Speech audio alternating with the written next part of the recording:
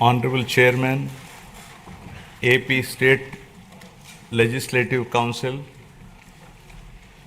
Honorable Speaker, AP Legislative Assembly, and Honorable Members of the State Legislature. It is indeed an honor and privilege for me to address the esteemed joint session of this Legislative Assembly on this momentous occasion of the budget session 2025-26.